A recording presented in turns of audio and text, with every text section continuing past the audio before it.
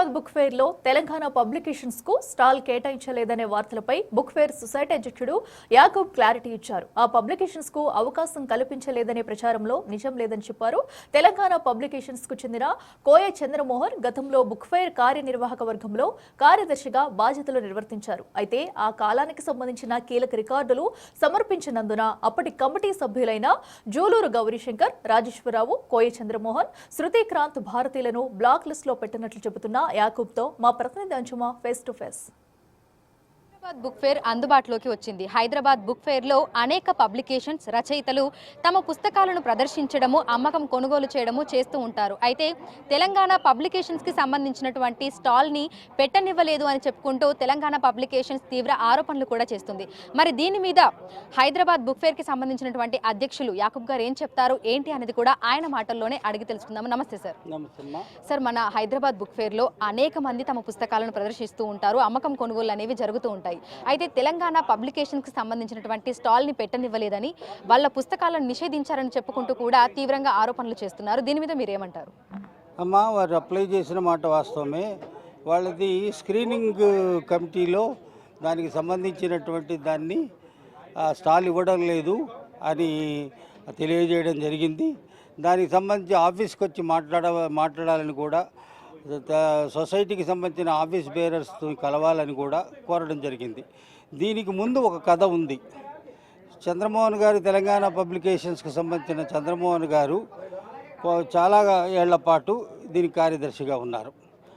ఆయన ఆ సమయంలోనే మన జూలూరి గౌరీశంకర్ గారు ఉన్నారు, శృతికాంత్ భారతి గారు ఉన్నారు, పి రాజేశ్వరరావు గారు ఉన్నారు.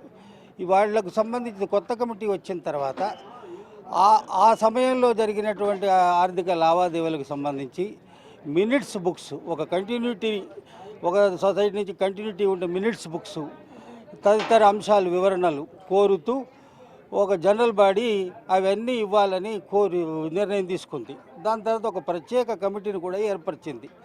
ఆ ప్రత్యేక కమిటీ ఏం చేసింది, వాళ్లకు ఉత్తరాలు రాయడం మొదలుపెట్టింది.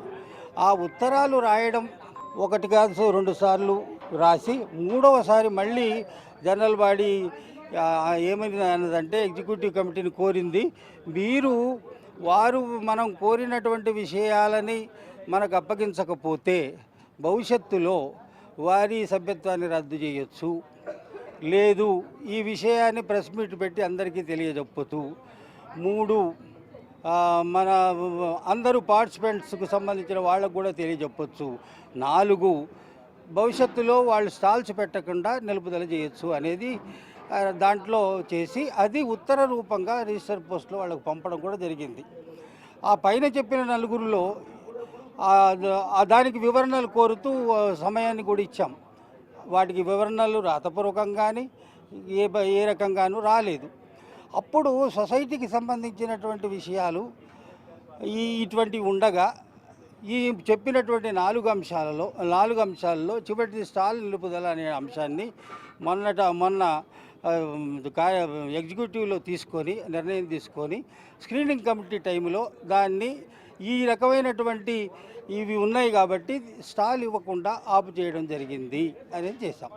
ఈ విషయాన్ని వాళ్ళకి ముందుగానే తెలియజేస్తే కేవలం మాకు స్టాల్స్ ఇవ్వలేదనే అంశాన్నే ముందుకు తెస్తున్నారు తప్ప దాని వెనుక ఉన్నటువంటి కథనంతా పక్కన పెడుతున్నారు.